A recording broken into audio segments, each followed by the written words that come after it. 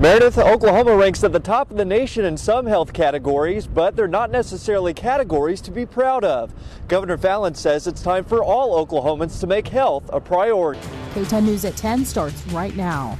Tom, I'm at the corner of 12th and Broadway in Sulphur, where the OSBI is now on the scene investigating this case. If you don't have to get on the roads today, stay inside, stay warm. That's the best thing to do right now. Don't do what that guy just did over my shoulder and speed up on these snow-packed roads. K10's Zach Hedrick joins us now live in Love County with more on why. Zach? Tom, there's a statute in Oklahoma law that states a defendant may plead not guilty because they don't know right from wrong if insanity is proven. The judge gave defense counsel till July 1st to complete an evaluation and turn it in. Even saw a few teachers tapping their toes during the concert. My ears are still ringing from the screaming. Now, some other things experts recommend you do to make sure your seniors are prepared for severe weather is to make sure they have all necessary items like medication, extra pieces of equipment like eyeglasses and hearing aid batteries, and to make a contact list. Highway 70 in Carter County, just over my left shoulder, is a divided 4-lane highway, but as we cross over into Marshall County, it becomes just a 2-lane highway. There are dozens of gate systems like this one at Mountain Lake, which let out thousands of gallons of water to help maintain lake levels. But this water isn't headed towards Lake Murray. It's actually going to end up in Lake Texoma. The pebble tracks everyday movement, whether it's on your shoe or on your belt. It then sends the data it collects to a software program so you can track your progress. The Chamber of Commerce hopes that this little gadget encourages people around Carter County to get up and move. It'll capture like if you're on an elliptical. It was a typical Sunday afternoon for the Bratton family in the Shady Shores area. My father-in-law just broke the water meter in the front of the house, so that we had water spraying everywhere. When all of a sudden, I'm looking up over the top of the house and I see a wing or something flash. And I hear a crash, a boom.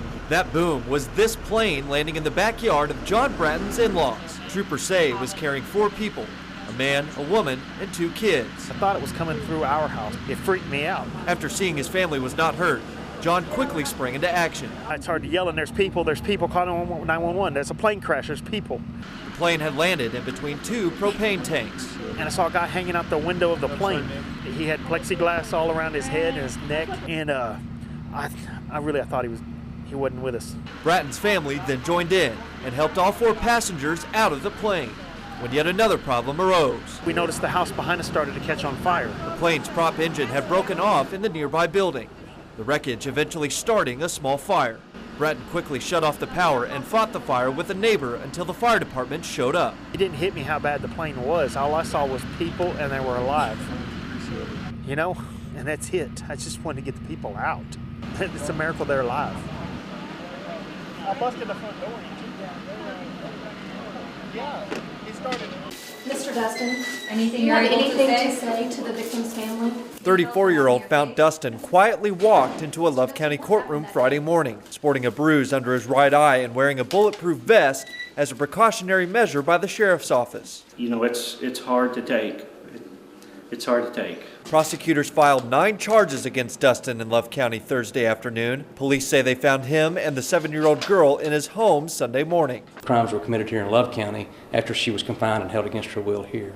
The charges include 2 counts of rape, 3 counts of lewd molestation, furnishing alcohol to a minor, kidnapping, and 2 felony gun charges. There are different acts that we're alleging that he committed against her, and it's our position that each one of those acts constitutes a separate and distinct offense. Dustin left the courtroom with no comment after bond was denied. Family members of the young girl spoke after the proceedings to give an update on the state of the family. We're still pretty emotionally distraught. We have our moments because we probably have a better understanding of what happened. The young girl's great uncle says he felt a variety of emotions during Dustin's appearance. I'm very angry. My feelings and emotions went from scared, helpless to very angry. Prosecutors say an agent from the FBI is looking at items like computers and cameras at Dustin's Marietta home as the investigation continues. You know, if that ends up being something that constitutes a new offense, we'll be filing more charges. Dustin did not stay in Love County long as he was transported back to Ardmore and the Carter County Jail. Reporting live in Ardmore, I'm Zach Hedrick, K10 News.